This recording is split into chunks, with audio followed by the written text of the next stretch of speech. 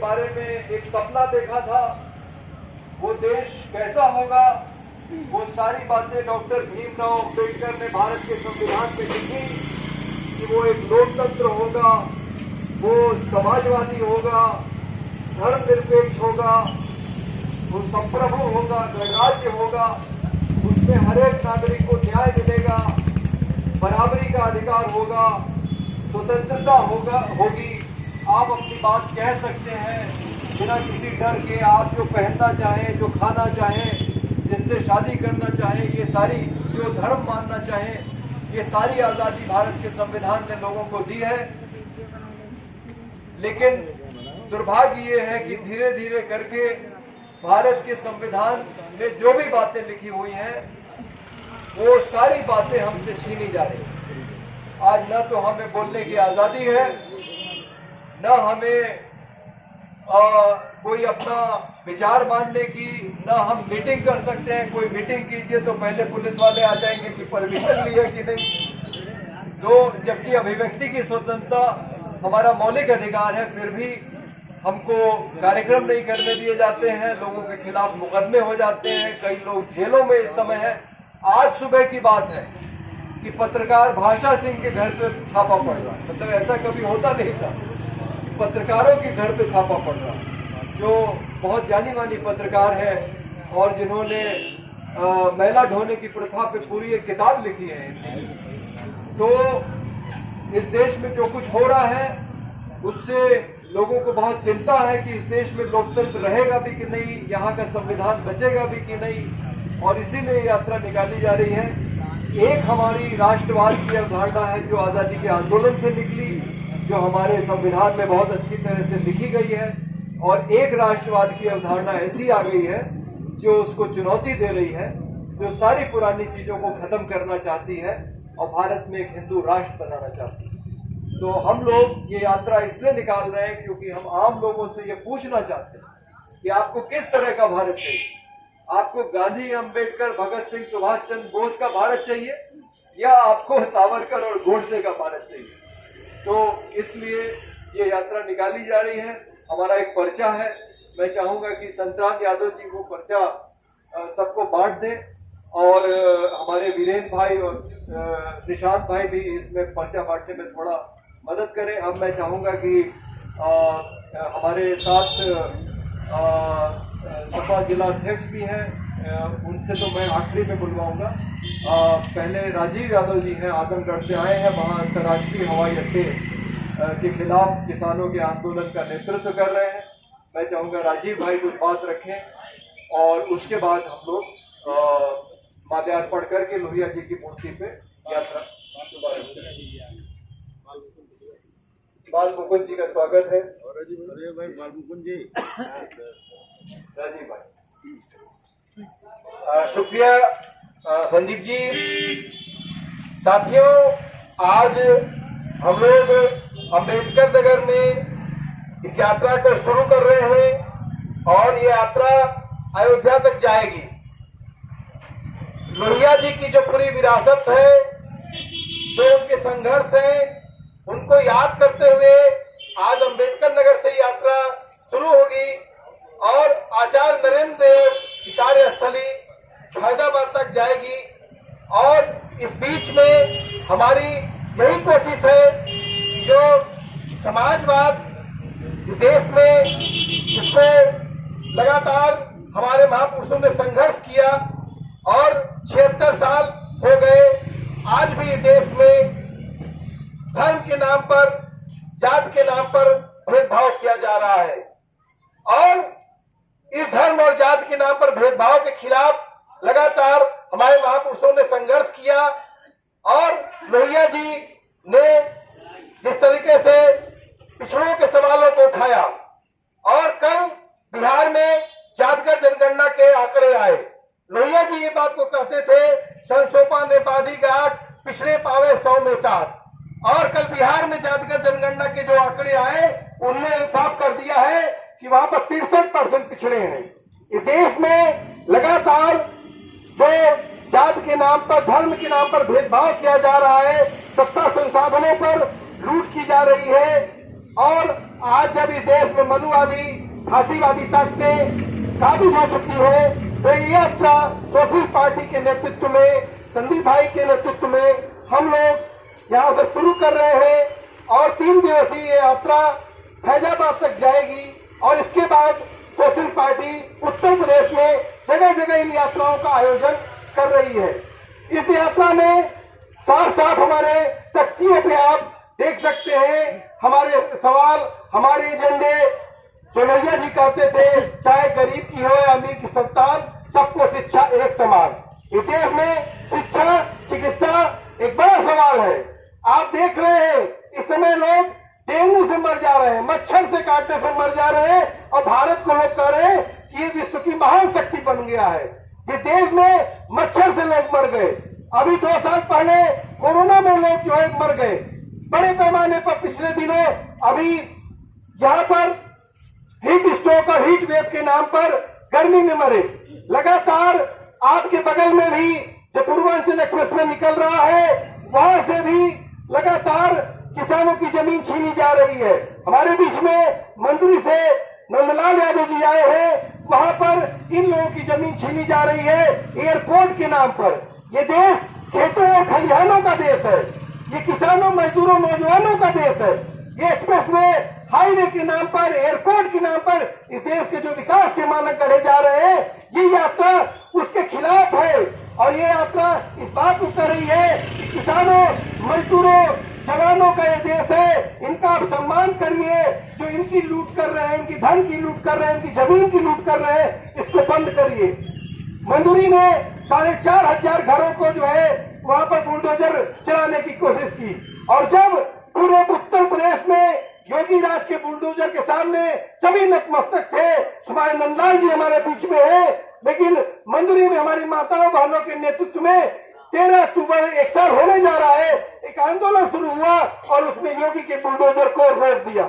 आज पूर्वांचल के किनारे हमारे बीच में वीरेंद्र यादव जी पूर्वांचल किसान यूनियन के महासचिव हैं, इनके नेतृत्व में अंबिका बाग भेलारा क्षेत्र में वहां पर भी आंदोलन चल रहा है और वहां पर कई जगहों पर इंडस्ट्रियल पार्क और कॉरिडोर के नाम पर जो जमीन छीनी जानी थी उसके प्रोजेक्ट को इन्होंने रुकवाया और ये आंदोलन लगातार चल रहा है। इसलिए हम चाहते हैं कि लोहिया का जो विचार है, लोहिया के संघर्ष है और लोहिया जी ने जो समाजवाद की अवधारणा दी थी, उसके आधार पर ये देश चले, न कि किसी मोदी के नाम पर, न कि गोडसे के नाम पर, सावरकर के नाम पर। मैं अपनी बात यही समाप्त करता हूँ और बस यही कहता हूँ कि आप लोग, सभी लोग जो भी जितना भी चल सके इन यात्रा में चले और हमारे पर्चों को ले और पर्चों पे विचार करें, बात करें और लगातार हम अपने विरासत को बचाएं। इसी के साथ मैं अपनी बात समाप्त करता हूं।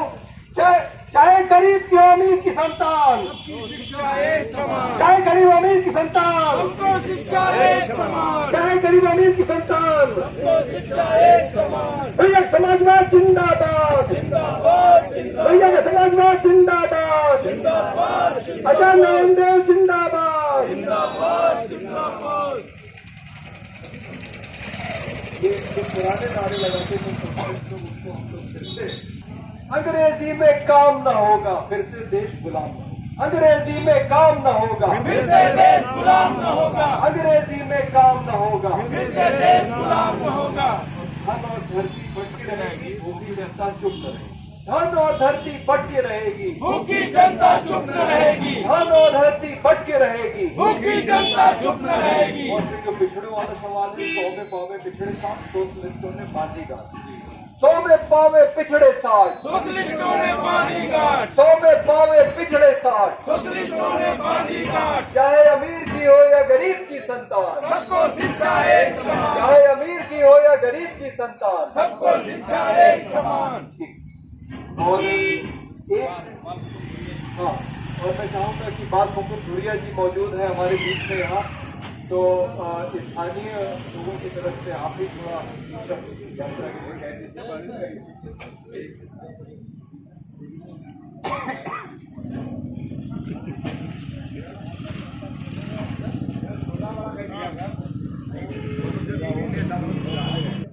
सबसे पहले डॉक्टर राम मनोहर लोहिया जी की सरजमी पर डॉक्टर संदीप पांडे, जो हम सबके पुराने साथी हैं, मैग्सेसे पुरस्कार विजेता हैं, बहुत ही वरिष्ठ सामाजिक कार्यकर्ता हैं, उनका हम स्वागत करते हैं अंबेडकर नगर की सरजमी पर। हम स्वागत करते हैं रिहाई मंच के पूर्व महासचिव, रिहाई मंच के महासचिव हमारे मित्र यादव जी, राजीव यादव जी। हम आपकी पूरी टीम का अपने अंबेडकर नगर में अपनी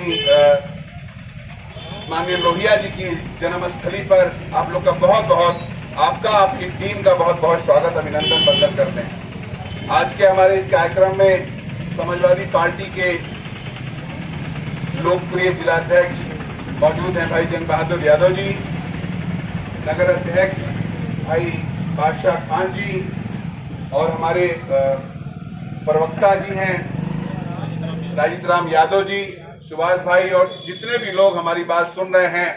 आज के इस ऐतिहासिक कार्यक्रम में आप सबका हम वंदन अभिनंदन करते हैं।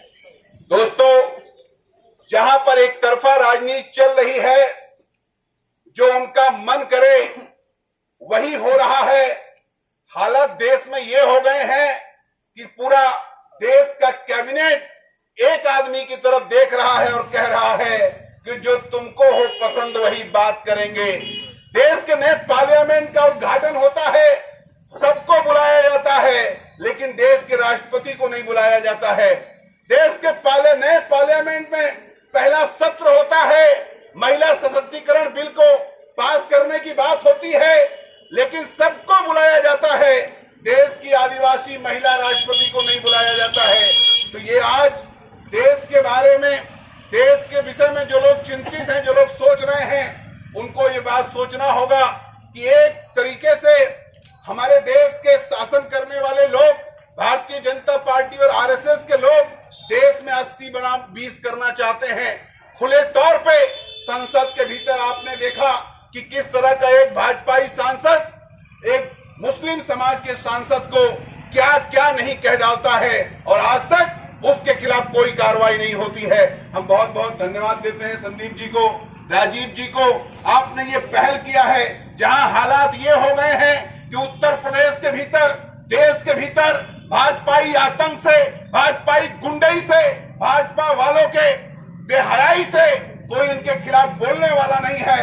हमारे साथियों ने कह दिया है कि हम लोहिया जी के जन्मस्थली से लेकर तुम्हारी उस अयोध्या तक पैदल मार्च करेंगे और पूरे देश को दिखाएंगे कि तुम्हारा चेहरा क्या है, तुम किस तरह से किसानों को लूट रहे हो, तुम किस तरह से मजदूरों को लूट रहे हो, तुमने किस तरह की छात्रों की पढ़ाई बर्बाद कर दी है, तुमने किस तरह से धंधा, बिजनेस, रोजगार को चौपट कर दिया है। आप ये जो महान काम कर रहे हैं, आप जो ऐतिहासिक काम कर रहे हैं, आप ये मानिए कि पूरा अकबरपुर लोहिया जी की जन्मस्थली के एक एक शख्स आपके साथ दलित दिमाग से खड़ा हुआ है, आपके इस आंदोलन में साथ खड़ा है। और समाजवादी पार्टी माननीय अखिलेश यादव जी भी लगातार पूरे देश के भीतर, उत्तर प्रदेश के भीतर भाजपा के इस गुंडा राज के खिलाफ मोर्चा खोले हुए हैं। अंबेडकर नगर के भीतर भी हम लोगों ने लगातार इनकी गुंडई के खिलाफ संघर्ष जारी रखा है। इसी बात के साथ आपके इस यात्रा को तहे दिल से अपना समर्थन देते हुए, अपना साथ देते हुए अपनी बात को समाप्त करते हैं। जय भीम, जय भारत। चाहूंगा कि जंग बहादुर यादव जी